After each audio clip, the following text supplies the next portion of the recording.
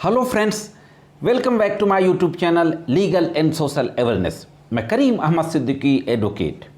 दोस्तों, क्या आप सोच सकते हैं कि अगर कोई ऐसी घटना है जिसमें किसी महिला को शादी के बाद उसके ससुराल वालों के द्वारा गले में रस्सी का फंदा डालकर टांग देना यानी फांसी लगाकर मार डालने का आरोप हो, उसके गले में चारों तरफ around the neck ligature mark हो, फांसी के निशान बने हों, ऐसी घटना में भी क्या चार्जशीट को क्वैश किया जा सकता है?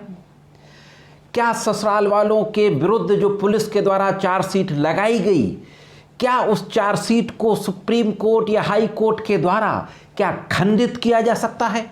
हाँ दोस्तों, आज मैं एक ऐसी ही बहुत ही महत्वपूर्ण जजमेंट के बारे में बातचीत करने जा रहा हूँ। यह ऑनरेबल सुप्रीम कोर्ट का जजमेंट है, बहुत ही बेहतरीन जजमेंट है। अगर आप एडवोकेट हैं या प्रैक्टिस कर रहे हैं तो यह जजमेंट आपके बहुत काम आएगा प्रैक्टिस के दौरान। और अगर आपका इस तरीके का कोई केस चल रहा है, आपके जानने वालों का केस चल रहा है, तो भी रूलिंग के रूप में आप इसको इस्तेमाल कर सकते हैं। तो दोस्तों, जुड़े रहे आखिरी तक, देखते हैं कि केस के फैक्ट क्या थे और ऑनरेबल सुप्रीम कोर्ट के द्वारा अपने जजमेंट में किस तरीके की बातें कही गई। साथियों, गोरखपुर का मामला था, उत्तर प्रदेश गोरखपुर।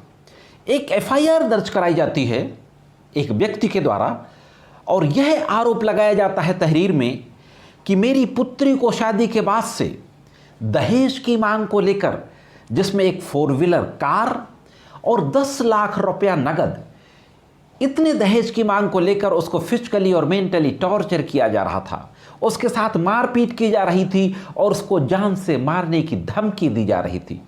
और फाइनली एक दिन सास, नंद, देवर और पति ने उसके गले में फांसी का फंदा डालकर उसको लटका दिया और उसको मार डाला। जब मुझे पता चला तब मैं ससुराल गया, इसके बाद फिर मैंने एफआईआर दर्ज कराई। इस तरीके की एक तहरीर दी जाती है। इस तहरीर पर जो एफआईआर दर्ज की जाती है 498A, 323, 504, 506, 304B Indian panel code और 3/4 डाउरी प्रोटेक्शन एक्ट में एफआईआर दर्ज की जाती है। यह एफआईआर पति, देवर, नंद और सास के विरुद्ध दर्ज की जाती है। एफआईआर के बाद इन्वेस्टिगेशन होता है, चार्जशीट आती है। चार्जशीट आने के बाद सभी लोगों के द्वारा ऑनरेबल हाई कोर्ट में 482 में एक क्रिमिनल मिसलेनियस रिट दाखिल की जाती है इलाहाबाद हाई कोर्ट के समक्ष।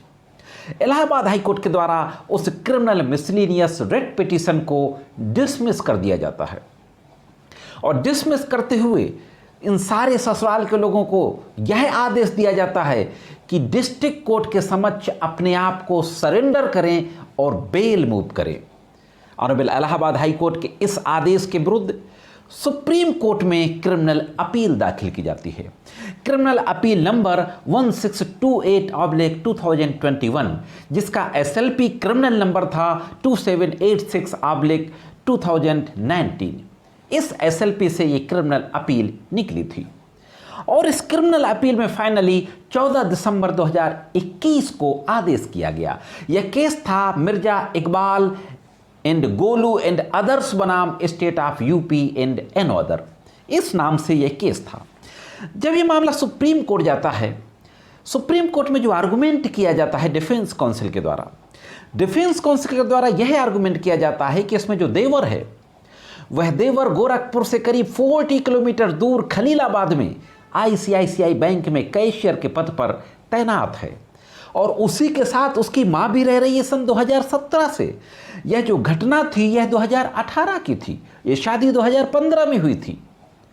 इसलिए on the date of the incident देवर और सास दोनों लोग मौके पर नहीं थे और यह बात हमने ससुराल वालों के द्वारा, उस एडवोकेट के द्वारा कहा जाता है सुप्रीम कोर्ट के समक्ष कि यह बातें एफिडेविट में लिख करके इन्वेस्टिगेटिंग ऑफिसर को और सुप्रीटेंडेंट पुलिस को भी भेज दी गई थी, लेकिन उन लोगों ने इस पे गौर नहीं किया। साथ ही साथ यह भी कहा जाता है कि जर्नल एलिगेशंस हैं, कोई स्पेसिफिक एलिगेशंस नहीं हैं और यह कहते हुए चार्जशीट को क्वैश करने की डिमांड की जाती है। ऑनरेबल सुप्रीम कोर्ट के द्वारा इस पूरे मामले को देखा जाता है। मैं यहाँ पे ये भी आपको बताता चलूँ कि जब गवर्नमेंट काउंसिल की बारी आती है आर्गुमेंट की, तो गवर्नमेंट काउंसिल के द्वारा यह कहा जाता है कि गले में फांसी का फंदा लगा करके उस महिला को मारा गया। जो पीएमआर पोस्टमार्टम रिपोर्ट में जो काज ऑफ डेथ है वो एस्फाइक्सिया है, यानी दम घुटने से मौत है, और दम घुटने का कारण है हैंगिंग, गले में फांसी का फंदा लगाकर टांग देना। और साथ ही साथ यह भी कहा जाता है कि सिस्टर ननंद के द्वारा भी चार्जशीट को क्वैश करने के लिए क्रिमिनल अपील दाखिल की गई थी, जिसको सुप्रीम कोर्ट के द्वारा डिसमिस किया जा चुका है।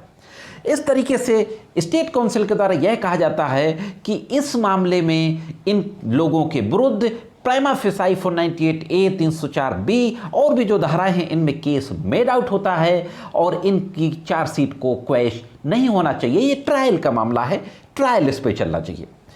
ऑनरेबल सुप्रीम कोर्ट इन सारी बातों को देखता है, और सुप्रीम कोर्ट के द्वारा कुछ और महत्वपूर्ण बातें कही जाती हैं। सुप्रीम कोर्ट कुछ बातों को चर्चा करते हुए ये कहता है कि बैंक में जो CCTV फुटेज लगे थे उनको गौर नहीं किया गया।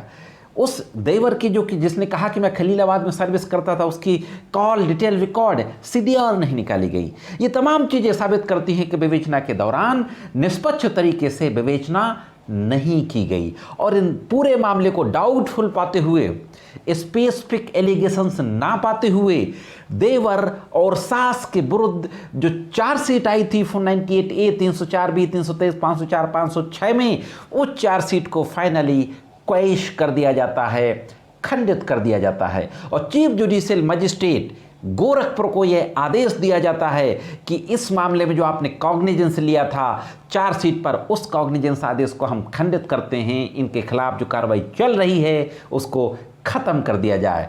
तो साथियों, यह थी एक महत्वपूर्ण जानकारी, ये बहुत ही महत्वपूर्ण जजमेंट है जो आप लोगों के काम आएगा। आज के इस वीडियो में सिर्फ इतना ही। ये जानकारी कैसे लगी कमेंट्स करके जरूर बताएं। मिलते हैं किसी अन्य वीडियो में कानून की कुछ अन्य जानकारियों के साथ। तब तक कानून की विभिन्न तरीके की जानकारियों के लिए देखते रहें